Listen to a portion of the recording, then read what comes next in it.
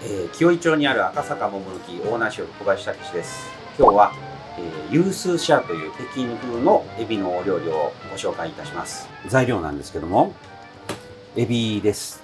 エビはもうブラックタイガーの頭がないものなんですけども、こちらと、あとそれからニンニクの芽ですね。最近はスーパーなどでシーズンになど出てますが、ニンニクの芽、あと、鷹の爪を使わせていただきます。ニンニクの芽ですからね、ほんのりとニンニクの香りがします。火が入ると柔らかくてとても美味しい食材なんですけども、ニンニクの香りもあり、青い爽やかな味もありというところですね。で、これを使わせていただきます。まず、根元のちょっと硬いところは入れませんが、斜めにね、少し鋭角に8センチぐらいの長さで切っていきます。切り方もそうなんですけどね、少しエッジが効いているとお料理の見え方も随分違ってきますので、少し鋭角に切っていただけると仕上がった時のお料理に絡んでいるこの食材がね、とても綺麗に映えます。はい。で、あと鷹の爪ですね。鷹の爪はもう種が入っている状態なんですが、これをよいしょ。使わせていただいて、このままですね。あとですね、エビになります。エビはですね、足を全部切り落としていきます。ハサミを使って、尾に近い方からね、順番に切っていきます。尾を持って、こう、エビをね、まっすぐにこう伸ばすような感じにすると、足が全部こう開いて切りやすくなりますんでね。こんな感じで。足を全部切ってしまいます。はい。そうしましたら今度は背中の殻の部分にハサミで切り込みを入れていき、最後のね、おしっぽのこのとんがってる部分も少し半分ぐらいまでハサミを入れるような感じで切ります。はい。ハサミを入れて、ちょうどこの、背中のですね、エビの背中の一番頂点の部分にハサミを入れないと、後で切り開くんですけども、両方の肉の付き方が変わってしまいますのでね、しっかりきれいに切ってあげてください。切り目を入れたこの背中に包丁を入れて身を開いていくんですが、包丁を持つ手と逆、素材を押さえる方の手でですね、エビっていうのはこう丸まりますので、これを伸ばしてあげるような感じで持ってあげます。親指、人差し指、まあ中指か薬指でピンとこうエビをね、背を伸ばすような感じで。で、包丁の先端を、切っ先をエビの中に、体の中に入れていって、きれいに身が半分になるように切り開いてあげます。どうしてもね、背わたというこの黒いエビの腸の部分がありますんで、これは後で洗いましょう。背わたとね、あとそれから殻と身の間にちょっとこう、お水が溜まってたりとかしますので、それを洗い流すような感覚で、つもりで、エビを洗っていきます。水分を拭き取って下味をつける仕事をします。エビをね、タオルに乗せまして、上からちょっと軽く押さえつけるようにして余分な水分を取ってあげます。この時に、今パキパキっと音が聞こえたと思いますけども、きれいにこう、エビを広げて、で、上から押さえてあげると、エビの筋がですね、プチプチっと言いながら、こう、切れてくれるんですね。そうすると、揚げてる最中も極端にこう曲がってしまうようなことがないです。ですので、しっかりここでエビを、水分を取りながらエビを押さえて、筋を取ってあげますね。はい。ここで下味を入れていきます。まずね、小さめのボウルに、エビを入れまして、ここで調味料を入れていきますけども、お塩、お砂糖、胡椒、紹興酒です。紹興酒なければ日本酒でも構わないです。エビに対して、お塩、お砂糖、胡椒、紹興酒ですね。はい。少しね、エビになじませるような感じで、味を染み渡らせます。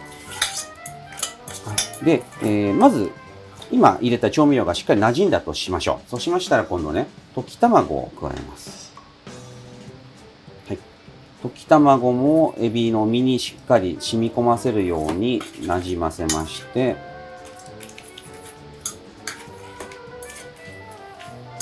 なじませ終わったら最後に片栗粉を入れます。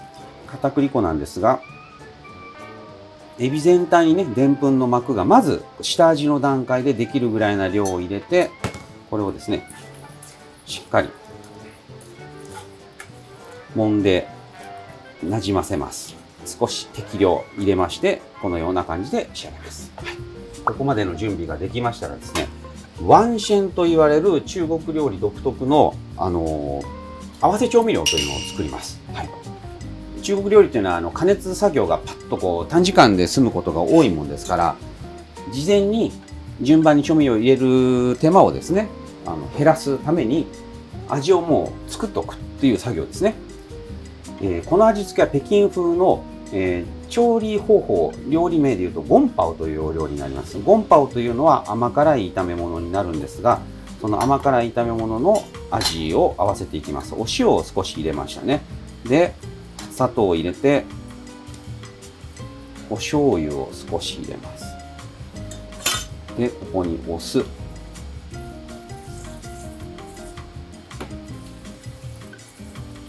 い。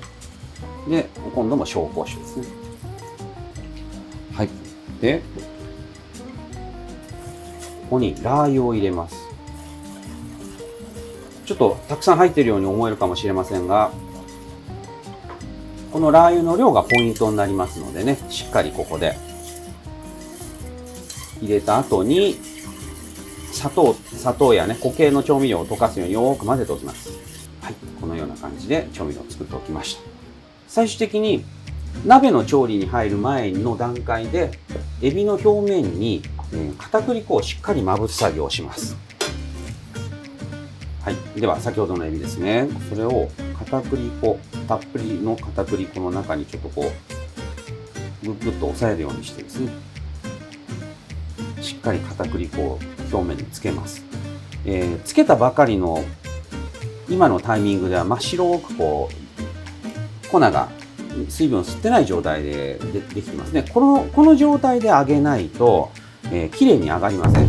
粉をつけた状態でね、少し置いておくと粉がエビからの水分で、しっとりとして水分が吸ったような状態になりますね。で、そうしますとですね、綺麗にきつね色に上がらないんですね。ですので、この作業は調理する寸前にするようにいたします。では、エビの調理に入っていきますね。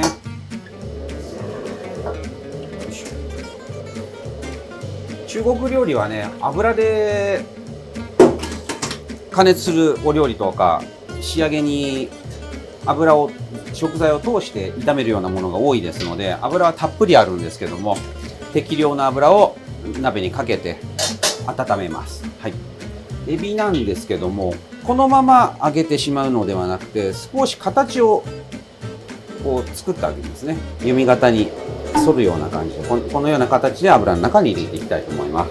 ワンシェンっていう調味料ですね、そこにニンニクの芽と鷹の爪を入れます。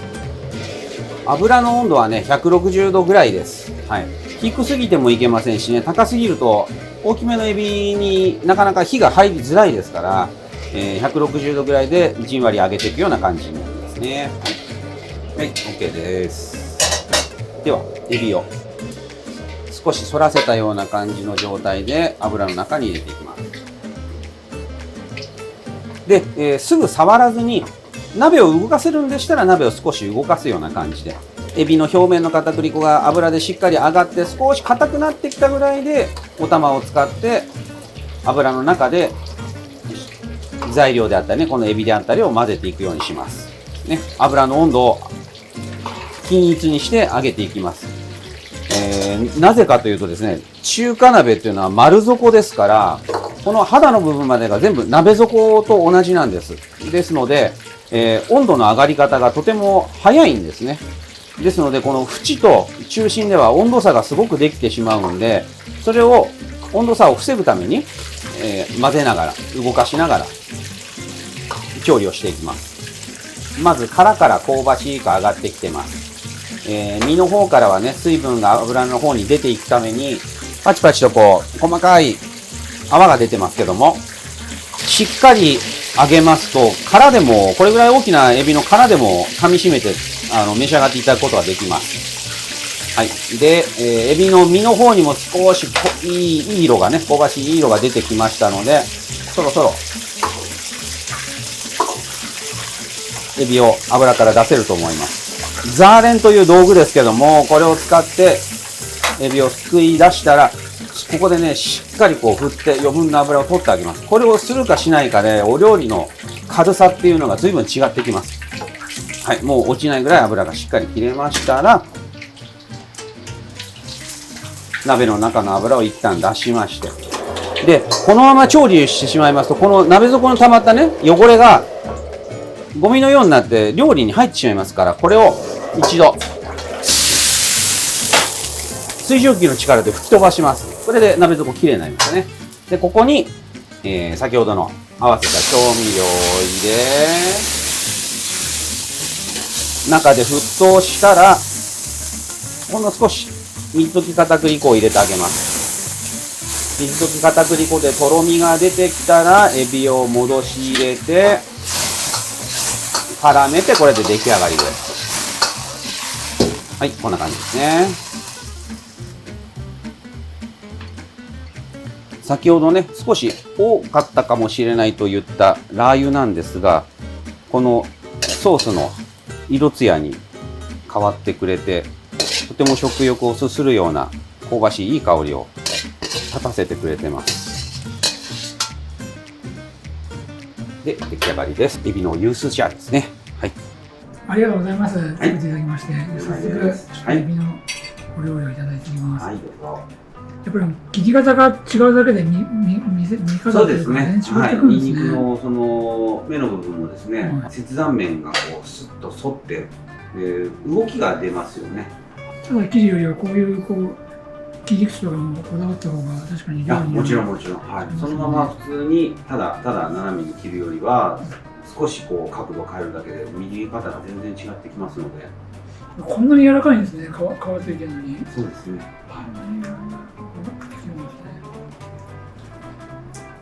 うわー、すごい。中がしっかりと焼けてて。そうですね。ソースを絡めてですね。一口でガブッと。いただきます。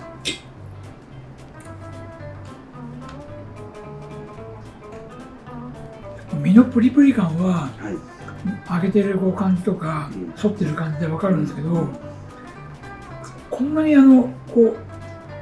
というか、この上の部分の甲羅の部分というか、こんなに違和感なく食べられるんですね。ちょっとこう召し上がれない方もおられるんですが、エビのね、その殻の部分っていうのはエビ全体のですね、20%から 30% ぐらいの旨味が殻にあるんですよ。ですからね、ぜひ殻付きで召し上がっていただきたいということと、もう揚げ方でその殻も召し上がれるように揚げてますので。これ家でテフロンとかそういうフライパンでやる場合は、なんかコツとかってありますか？そうですね。このエビの料理に関してはですね、もうテフロンのフライパンであろうが、プロが使うような中華鍋であろうが同じです。ですから全然全く問題なくお料理仕上げられると思います。ちなみにこのソースというかこのタレは他の料理でも使えそうなんですけども、何かもう何にでも合うと思います。お肉であろうとも魚介類貝とかですね、お魚でも合うと思います。ただ殻付きのエビは一番合うと思います。試してみたいと思います。そうですね。今日はありがとうございました。とんでもないです。ありがとうございます。お疲れ様でした。